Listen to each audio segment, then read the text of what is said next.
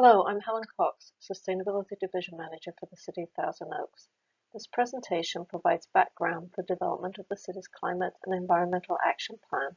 Here we discuss transportation. The breakdown of the city's 2020 greenhouse gas emissions by sector is shown here. More than 60% of the community's emissions come from the transportation sector.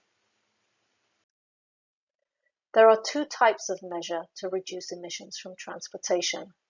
Those reducing the number of vehicle miles driven, and those that shift us to more efficient and less polluting vehicles. Emissions are calculated based on the vehicle miles traveled, or VMT, generated from the Ventura County traffic model.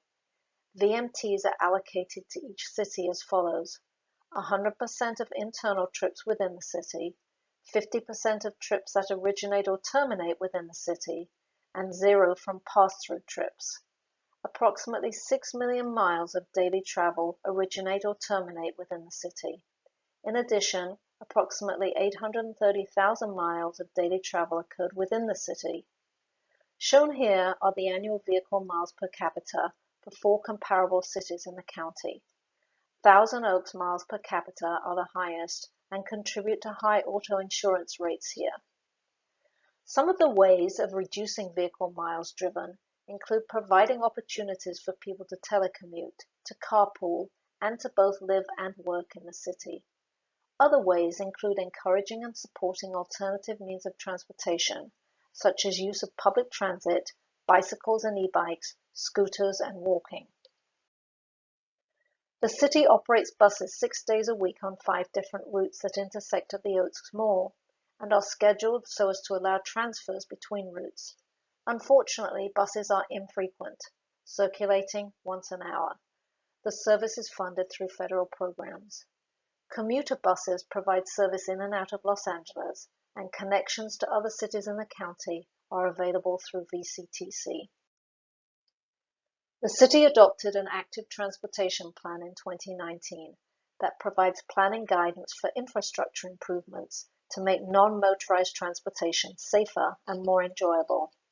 It looked at destinations such as shopping centers, parks, schools, and bus stops, and generators such as where families and seniors live, household income, vehicle ownership, and barriers for cyclists and pedestrians such as high speeds on roads, collisions, street slope, missing sidewalks and ramps, major crossings, etc.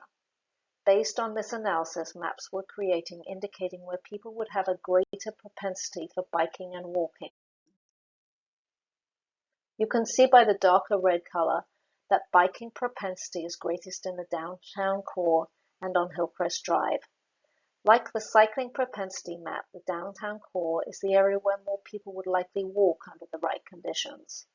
From these maps, a list of potential projects was drawn up for increasing the safety and usability of the street network. Active transportation is more than just building bike lanes and sidewalk improvements. It includes embracing new mobility options like scooters and e-bikes, working with private partners to bring options to the city, and providing bike fix-it stations and bike, skateboard, and scooter parking and charging stations. Certain land use conditions promote a mode shift to non-motorized transport. These include increasing density in key locations, creating a diversity of uses, and designing with walkability in mind. These considerations can be integrated into the city's general plan update. At the same time as taking measures to encourage alternative transportation, the city can drive a reduction in emissions by assisting a transition to cleaner electric vehicles. Currently, 3% of vehicles registered in the city are zero emission. By 2030, the state expects 15% of all vehicles and 30% of all new vehicle purchases to be zero emission. The city will be home to over 18,000 electric vehicles. To support this transition, it is estimated that over 800 public chargers will be needed in the city.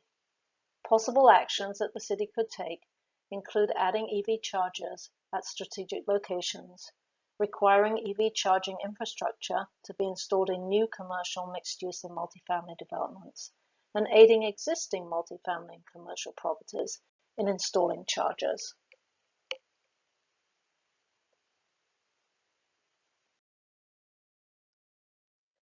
Please share your thoughts and ideas and join us in our climate action process at toaks.org/climateaction.